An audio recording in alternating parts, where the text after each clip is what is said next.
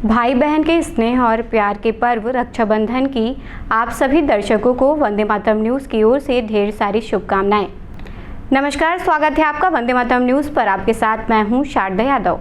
खबरों की ओर आगे बढ़ने से पहले नजर डालते हैं आज की सुर्खियों पर।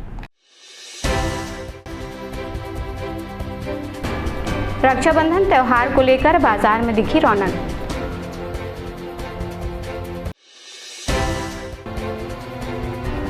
कुसमुंडा डीएवी स्कूल प्रिंसिपल के खिलाफ प्रदर्शन कर पुतला दहन।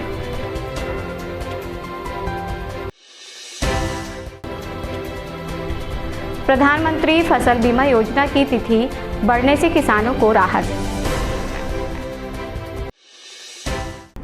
अब खबरें विस्तार से।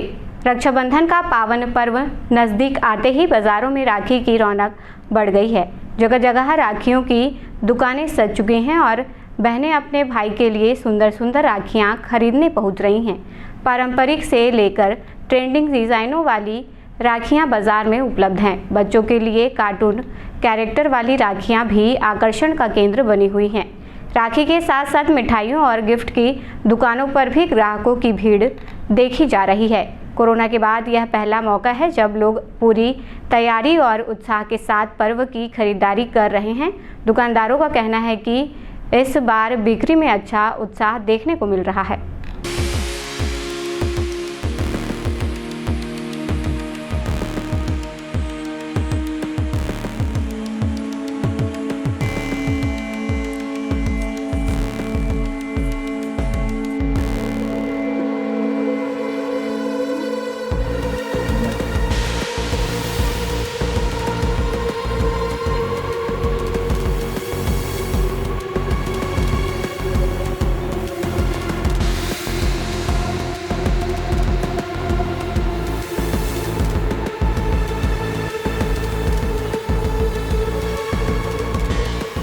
राखी का दुकान पहले साल लगाया हूँ और मुझे पता नहीं था कि इतना अच्छा राखी दुकान लगती आती है, नहीं तो मैं हर साल लगाता।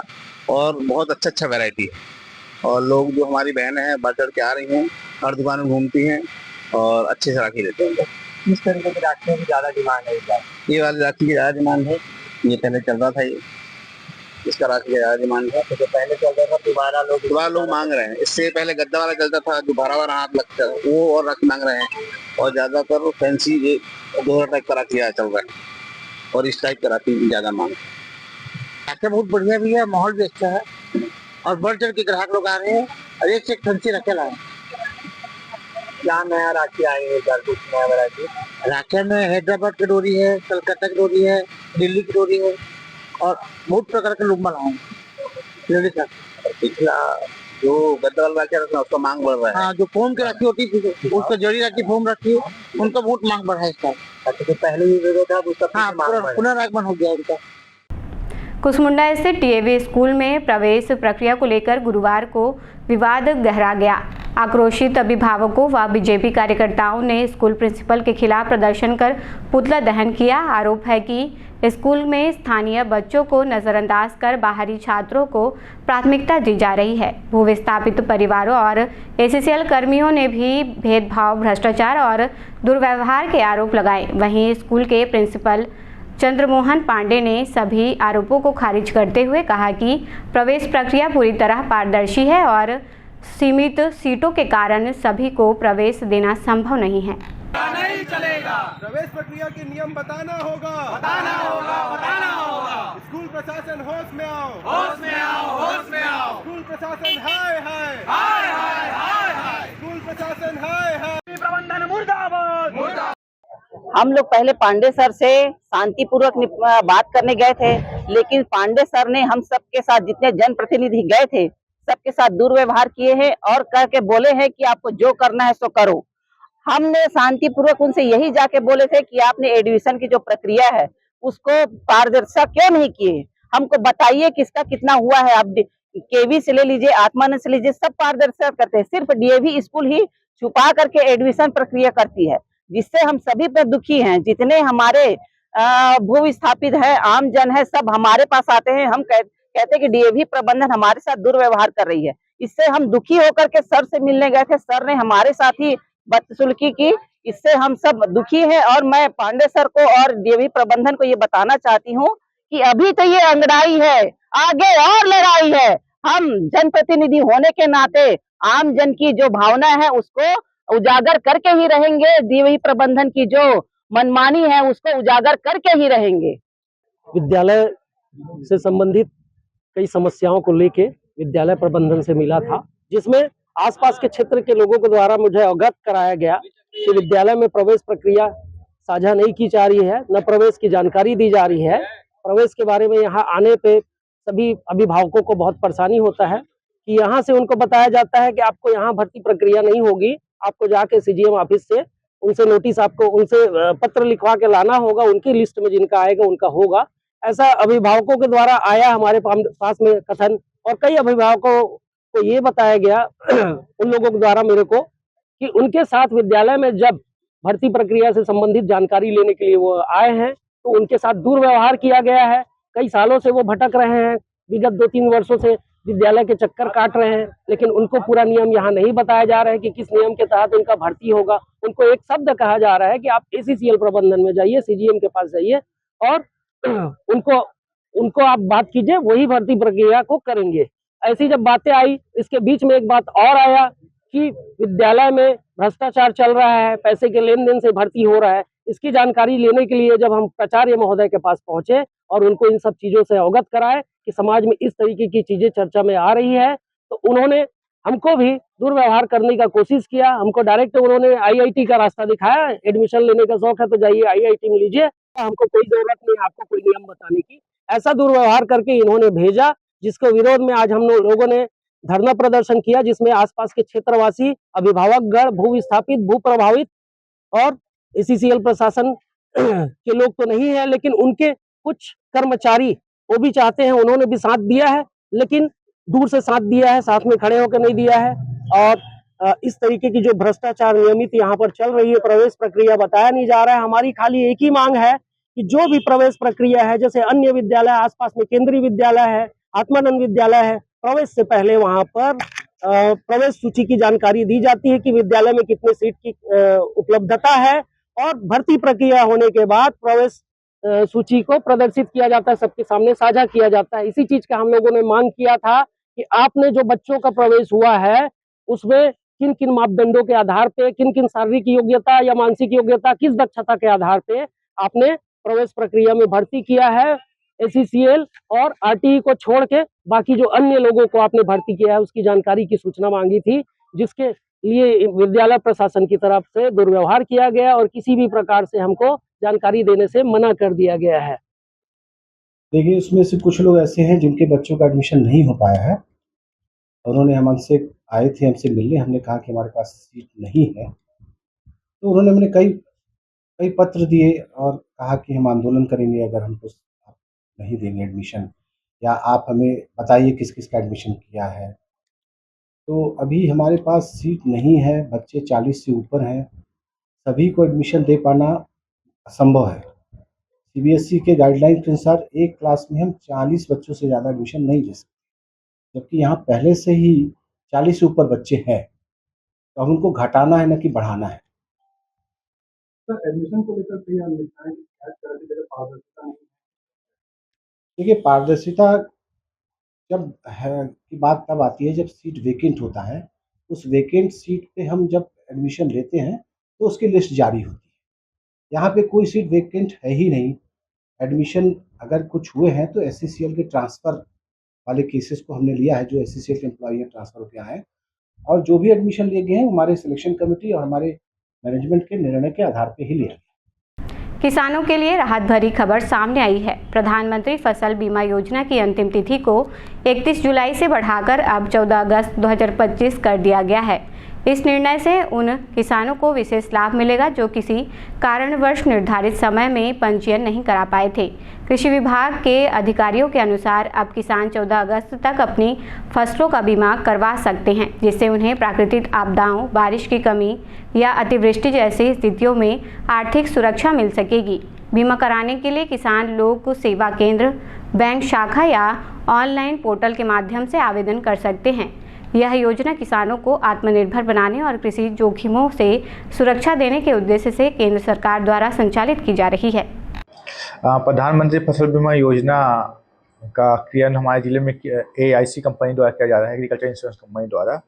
अभी जो है इसका अंतिम तिथि 31/7/2025 थे, उसको बढ़ा के 14 अगस्त 2025 तक किया गया है। इसमें जो है किसानों को 2% प्रीमियम दे रहता है खरीफ में, और इसमें जो है उद्यानिकी फसल 5% और रबी में आपका 1.5% रहता है। किसी स्थिति में फसल बीमा योजना इसमें अलग अलग स्टेज पे जो है इसमें जोखिम जो है करने का रहता है। तो अधिसूचित क्षेत्र में यदि 75% रोपण नहीं हो पाता है उस पर रहता है।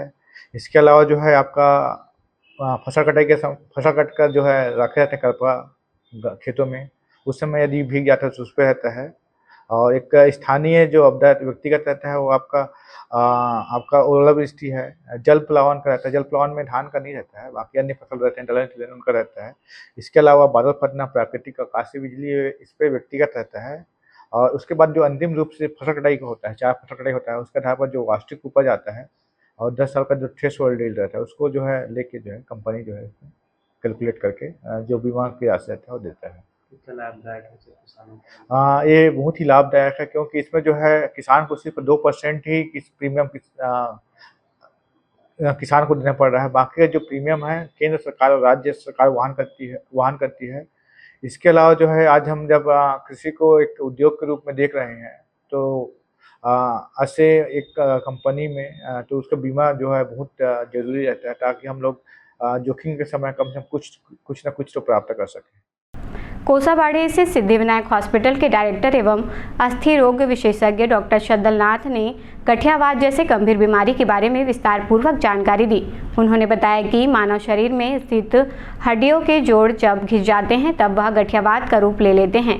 गठियावात अलग अलग प्रकार के होते हैं। ज़्यादातर गठियावात उम्र के हिसाब से होता है। अधिक उम्र होने पर शरीर के हड्डी घिसने लगते हैं, जिससे मानव शरीर झुक जाता है। तो आइए डॉक्टर शद्दलनाथ से जानते हैं हड्डियों के इस बीमारी के निदान और बचाव के बारे में विस्तार से। गठियावात से आप क्या समझते हैं? गठियावात बेसिकली ये होता है कि जो जॉइंट्स अपने होते हैं वो उसकी जो धीरे धीरे डिजेनरेशन होता है, मतलब वो घसने लगता है, या धीरे धीरे उम्र के साथ भी जॉइंट के जो डिस्ट्रक्शन होता है, मतलब वो जो खराब होने लगता है। तो एक तरीके से बेसिकली जॉइंट्स का जो होता है डिजीज होता है, जॉइंट्स की जो बीमारी होती है उससे हम गठियावात समझते हैं। गठियावात कितने प्रकार के होते हैं? गठियावात भी बहुत प्रकार के होते हैं। एक प्रकार तो ऐसा होता है जो उम्र के साथ होता है, जैसे आपने घुटने पे आपने सुना होगा, घुटने में दर्द है, कूल्हे में दर्द है, टखने पे दर्द है या कमर पे दर्द है। ये उम्र के साथ क्या होता है कि हड्डी घिसने लगती है, और घुटने में क्या होता है लुब्रिकेशन कम हो जाते हैं। लुब्रिकेशन जब कम हो जाते हैं तो हड्डी आपस में रगड़ खाती है, और उसके कारण क्या है धीरे धीरे उसमें पेन, नर्व रूट्स एक्सपोज हो जाते हैं और उसको दर्द होने लगता है। एक तरह की आर्थराइटिस जिसको रूमेटॉइड आर्थराइटिस कहते हैं, वो क्या होता है कि वो स्मॉल जॉइंट्स पे होता है, जैसे हाथ और पैर के जो स्मॉल जॉइंट्स होते हैं उसमें होता है और हाथ टेढ़े होने लगते हैं। और ये जो ऑस्टियोआर्थराइटिस होता है जो पहली प्रकार के होते हैं वो थोड़ा सा लेट होता है, 40 पार होता है, लेकिन रूमेटॉइड आर्थराइटिस को यंग एज में हो जाता है और उसमें हाथ और पैर की बेसिकली हड्डी इन्वॉल्व होती है, बाकी हिप जॉइंट, नी जॉइंट भी इन्वॉल्व होता है। बेसिकली हाथ और पैर आपने देखा होगा हाथ टेढ़े हो जाते हैं, पैर टेढ़े हो जाते हैं, इसको रूमेटॉइड आर्थराइटिस। इसके अलावा भी बहुत सारे इन्फ्लेमेटरी आर्थराइटिस है। अभी एक प्रकार के आर्थराइटिस काफी कॉमन आ रहा है, यूरिक एसिड जो बढ़ने से होता है, यूरिक एसिड आर्थोपैथी, ये भी बहुत कॉमनली होता है। तो इसमें क्या होता है कि थोड़ा सा आप खान पान में वो करेंगे तो उससे आप बच सकते हैं, जैसे प्रोटीन थोड़ा सा मेंटेन करके चलेंगे तो। इसके अलावा भी बहुत सारे इन्फ्लेमेटरी आर्थराइटिस होता है। तो बेसिकली जो कॉमनली क्लिनिकल प्रैक्टिस में osteoarthritis, rheumatoid arthritis, uric acid arthritis, एक और तरह की जो स्पाइन में होता है एंकिलोजिंग स्पॉन्डिलाइटिस, ये और भी बहुत सारे प्रकार है, बट बेसिक हम लोग क्लिनिकल प्रैक्टिस में इन आर्थराइटिस से हम लोग रूबरू होते हैं। इसके निदान और उपाय बताएं। इसका जो निदान और उपाय ये है कि जैसे क्या ऑस्टियोआर्थराइटिस का तो ये उम्र की बीमारी है, तो आपको जैसे उखड़ू कम बैठना है, या आपके घुटने पे आप ज्यादा, जैसे आप 40 पार हो गए या आप थोड़े से क्या है कैल्शियम लेवल मेंटेन करके चलेंगे तो हड्डियां मजबूत रहेंगी, तो घसेंगी कम। प्लस जो आप जैसे क्या है ज्यादा उखड़ू बैठने से भी दिक्कत होती है, या आप ज्यादा आप वॉक कर सकते हो, walk is the best exercise, but आप रेस करते हो तो आपके जॉइंट्स पे ज्यादा जोर पड़ता है, ये ऑस्टियोआर्थराइटिस का है। रूमेटॉइड आर्थराइटिस का ऐसा है कि ये कई बार आनुवंशिक होता है और कई बार ऐसा होता है कि अपने आप हो जाता है। तो इसका उपाय बोलने से आपको खान पान में जैसे खट्टा वगैरह थोड़ा कम खाना है, आपको थोड़ा सा जो है स्पाइसी फूड्स वगैरह कम खाना है। इसके अलावा यूरिक एसिड, जिसमें जैसे मैंने पहले भी बताया कि प्रोटीन की मात्रा ज्यादा हो जाती है, प्रोटीन को आपको थोड़ा सा कम करना है। स्पेशली नॉनवेज जो हम लोग खाते हैं उसको थोड़ा सा अवॉइड करना है, तो यूरिक एसिड से हम लोग बच सकते हैं, क्योंकि यूरिक एसिड बेसिकली जॉइंट्स में डिपॉजिट हो जाता है और उसी कारण उसको पेन करते हैं। खान पान से कैसे बचा जा सकता है? खान पान में बेसिकली आप कैल्शियम कंटेंट्स आपको ज्यादा रखना है, कैल्शियम आपको लेवल को बना के रखना है शरीर में, ताकि हड्डी कमजोर ना हो। दूसरा जो है, आपको जैसे कोई जो स्पाइसी फूड्स कम खाना है, प्लस जो आपको जो जैसे यूरिक एसिड के लिए आपको प्रोटीन की थोड़ी सी नॉनवेज कम खाना है, प्लस आपको क्या होता है कि हेल्दी फूड के लिए जितना कैल्शियम जरूरत है या जितना आपको वो विटामिन डी, सुबह का धूप आप लीजिए तो best source of vitamin D है। विटामिन डी कैल्शियम डिपॉजिट करता है बोन में, और उससे क्या होता है कि हड्डियां मजबूत रहती है। तो आप ये जो गठिया पर जो मोस्ट कॉमनली ऑस्टियोआर्थराइटिस होता है, घुटने, कमर और कूल्हे का दर्द होता है, उसको आप थोड़ा सा आप पूरे तरह से खत्म तो नहीं कर सकते, लेकिन आप प्रिवेंट कर सकते हो थोड़ी बहुत। मुड़ापार तालाब में इन दिनों गरीनुमा फंदा से मछली पकड़ने वालों की भीड़ देखने को मिल रही है। बड़ी संख्या में लोग सुबह से ही तालाब किनारे नजर आते हैं, जिससे वहां हलचल और भीड़भाड़ बनी रहती है। वहीं पास ही स्थित मुड़ादाई मंदिर के सामने बजबजाती नाली और मंदिर मार्ग की खराब हालत श्रद्धालुओं के लिए मुसीबत बन गई है। कई महीनों से तालाब पार की स्ट्रीट लाइट भी बंद पड़ी हुई है, जिससे शाम के समय अंधेरा छा जाता है और मंदिर जाने वाले श्रद्धालुओं को भारी परेशानी का सामना करना पड़ता है। स्थानीय नागरिकों ने प्रशासन से जल्द नाली की सफाई कराने और स्ट्रीट लाइटों की मरम्मत की मांग की है, ताकि श्रद्धालुओं और आमजन को राहत मिल सके।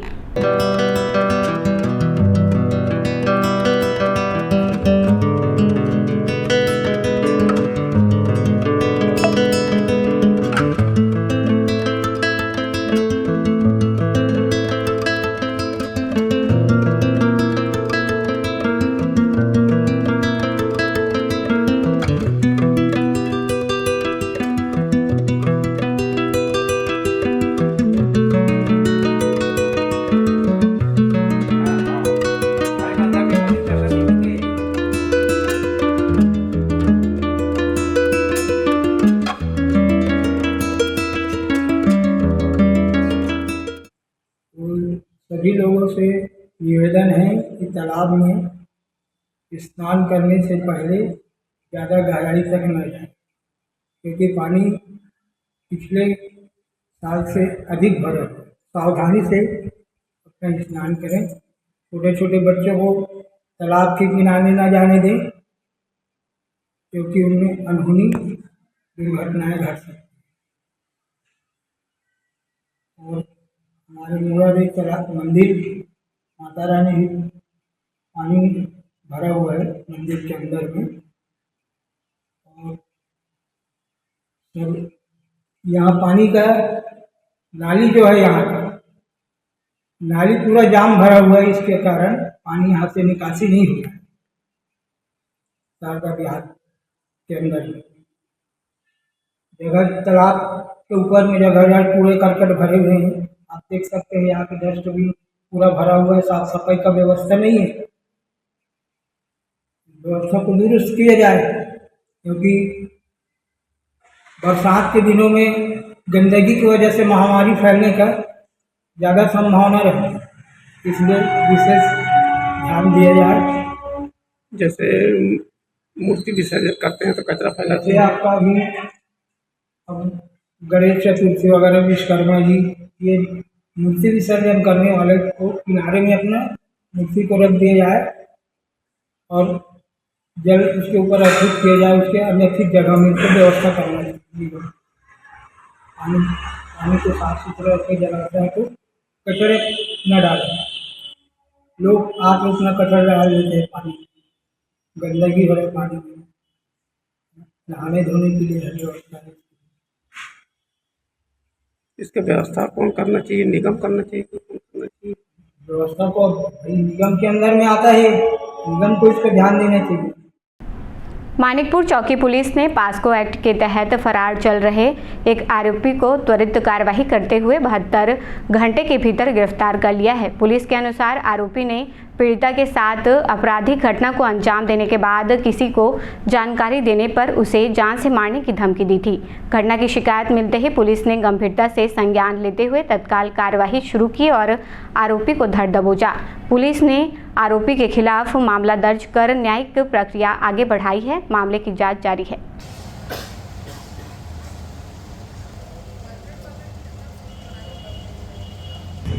मानिकपुर में 2/8/2025 को एक शिकायत हुई थी जिसमें अपराध पंजीबद्ध किया गया था। पास्को का मामला है जिसमें आरोपी धनेन्द्र कुमार साहू को गिरफ्तार करके जेल भेजा गया। सर, आरोपी द्वारा किस तरीके की बात कहते उसे लड़की को किया जाता? लड़की के साथ में गलत करने के बाद उसको धमकी दिया था, किसी को बताया तो जान से मारने की धमकी दी। उर्गदाना क्षेत्र अंतर्गत ग्राम भादा निवासी ऋतिक कुमार यादव की एक दुखद सड़क दुर्घटना में मौत हो गई। जानकारी के अनुसार ऋतिक बालको से कनकी की ओर जा रहा था, तभी कनबेरी के पास उसकी वाहन को ट्रेलर ने जोरदार टक्कर मार दी। घटना के बाद ऋतिक को तुरंत अस्पताल ले जाया गया, लेकिन रास्ते में ही उसने दम तोड़ दिया। पुलिस ने मामला दर्ज कर जांच शुरू कर दी है।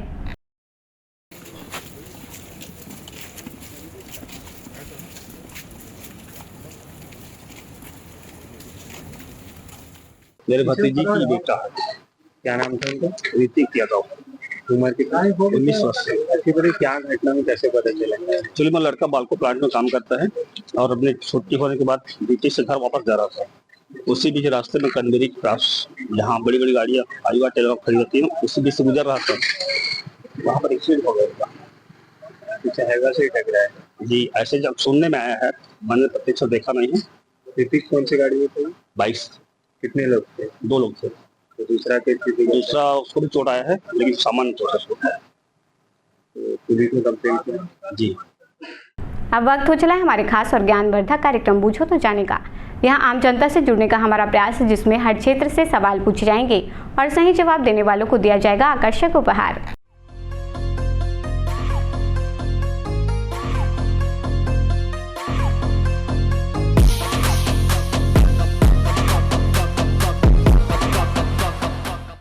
नमस्कार दर्शकों, आप सभी का स्वागत है आपके पसंदीदा कार्यक्रम पूछो तो जाने में। आज का हमारा सवाल है कि छत्तीसगढ़ का मातृ राज्य कौन सा है। आज के हमारे विजेता को दिया जाएगा फिजिक्स वाला कोचिंग इंस्टीट्यूट की ओर से आकर्षक उपहार। तो आइए चलते हैं दर्शकों के बीच और जानते हैं आज के सवाल का जवाब। छत्तीसगढ़ का मातृ राज्य कौन सा है? कोरबा जिला। गलत जवाब है, कोई बात नहीं, आपको पता है? नहीं। ठीक है, थैंक यू। छत्तीसगढ़ का मातृ राज्य कौन सा है? मातृ राज्य नहीं पता। कोई बात नहीं, अपने दोस्तों को मैसेज देना चाहोगे? नहीं। ओके ठीक, थैंक यू। छत्तीसगढ़ का मातृ राज्य कौन सा है? छत्तीसगढ़ मातृ रायपुर। नहीं सर, गलत जवाब है। कोई बात नहीं, आप कोरबावासियों को मैसेज देना चाहेंगे? नहीं, कोरबावासी बढ़िया खुशहाल से रहें, अपना भाईचारा बना कर रहें। बिल्कुल। और सब मिलजुल कर रहें, कोई लड़ाई झगड़ा। धन्यवाद। ओके। छत्तीसगढ़ का मातृ राज्य कौन सा है? मातृ राज्य नो आइडिया। कोई बात नहीं, आप कोरबावासियों को मैसेज देना चाहेंगे? यही मैसेज देना चाहती हूँ कि आजकल एक्सीडेंट बहुत ज़्यादा हो रहा है, तो जो भी गाड़ी चलाए थोड़ा ध्यान से चलाए और सबका ख्याल रखे, इससे एक्सीडेंट भी बहुत कम होगा, है ना। Thank you. Thank you. Chhattisgarh का मातृ राज्य कौन सा है? पता नहीं, मैं नहीं जानती। ठीक, कोई बात नहीं, अपने दोस्तों को मैसेज देना चाहोगे? नहीं। ओके ठीक, थैंक यू। छत्तीसगढ़ का मातृ राज्य कौन सा है? छत्तीसगढ़ का मातृ राज्य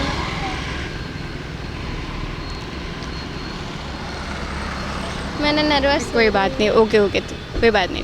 छत्तीसगढ़ का मातृ राज्य कौन सा है? छत्तीसगढ़ का मातृ राज्य रायपुर है। मातृ राज्य राज्य पूछ रहे हो? राज्य छत्तीसगढ़ का राज्य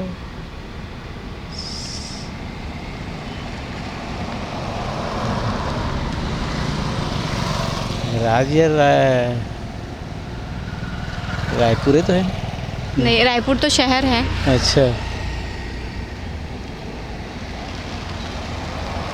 रायपुर शहर है।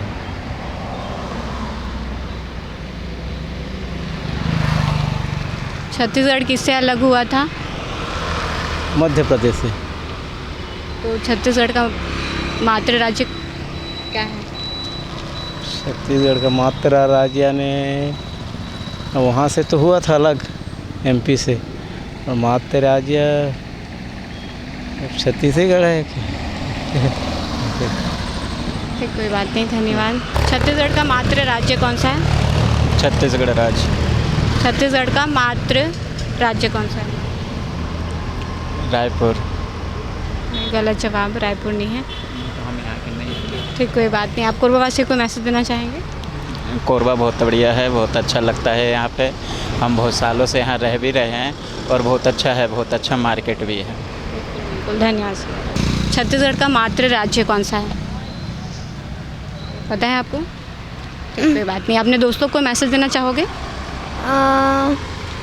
अगर ईशान अत्थर देख रहे हैं हाँ, तो मैं बोलो बोलो बोलो, जो भी बोलना चाहते हो बोलो।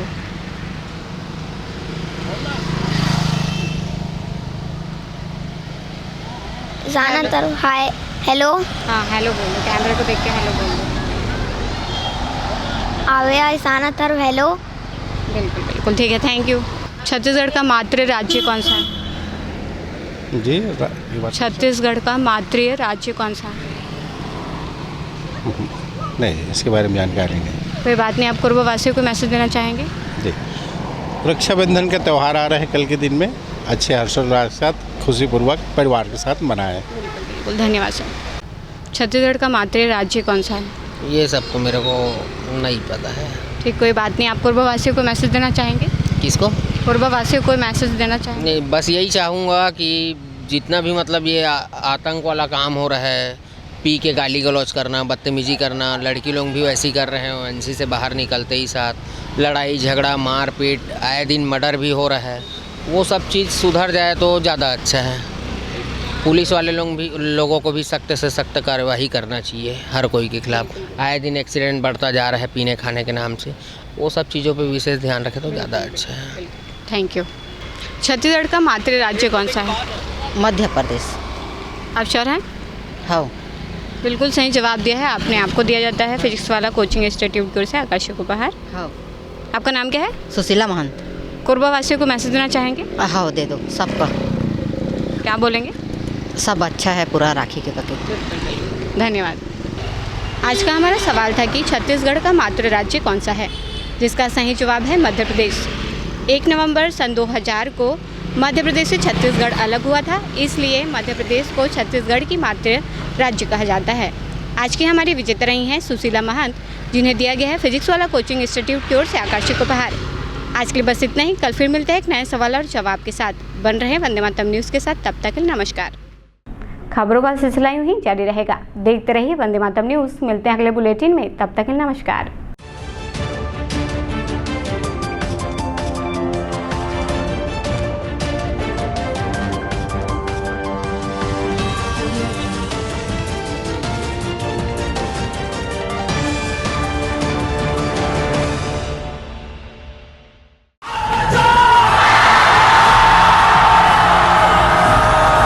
फाउंडेशन जेई नीट की तैयारी करने वाले स्टूडेंट्स और ड्रॉपर स्टूडेंट्स, अब आपके इंतजार पे पूर्ण विराम लगाने आ गया है फिजिक्स वाला आपके अपने शहर कोरबा में। अपने भविष्य को लेके चलिए एक सही राह पे फिजिक्स वाला के साथ। तो तैयार हो जाइए ऑफलाइन एजुकेशन में रिवॉल्यूशन के लिए। हमारा पता 2nd फ्लोर शांति हीरो शोरूम, कोसाबाड़ी चौक, कोरबा, छत्तीसगढ़। फिजिक्स वाला विद्यापीठ पाठशाला, पढ़ लो चाहे कहीं से, मंजिल मिलेगी यहीं से। Session 2024 and 25. Admissions open for JEE, NEET and Foundations from classes 8th to 12th and droppers. अधिक जानकारी के लिए आप इस हेल्पलाइन नंबर पे कॉल कर सकते हैं 7880189145। Happy learning. Siddhi Vinayak hospital, a unit of orthopaedic surgery and trauma management. अब हड्डियों से संबंधित रोगों के उपचार के लिए कहीं और जाने की जरूरत नहीं। जटिल एवं असाध्य रोगों का सफल इलाज अब आपके अपने शहर में। घुटने व कूल्हे के जोड़ों का प्रत्यारोपण, जटिल फ्रैक्चर एवं जोड़ों का सफल ऑपरेशन, गठियावाद व जोड़ों के दर्द का उपचार, टेढ़ी मेढ़ी हड्डियों का बेहतर इलाज, हड्डियों की जन्मजात विकृतियों का उपचार। इसके अलावा OPD 1-2 की सुविधा, modern pathology lab, private semi private general ward की सुविधा, modern digital x-ray, ECG, ICU, ventilator की सुविधा, pharmacy, OT team, waiting area, 24 घंटे एम्बुलेंस एवं आपातकालीन सुविधाएं उपलब्ध। हमारा पता Siddhi Vinayak hospital, doctor Shadalnath, plot number 52, Bluebird school के पीछे, कोसाबारी, कोरबा। इसके अलावा अब हमारा नया संस्थान सिद्धि विनायक प्राथमिक एवं ट्रामा सेंटर, उर्गा।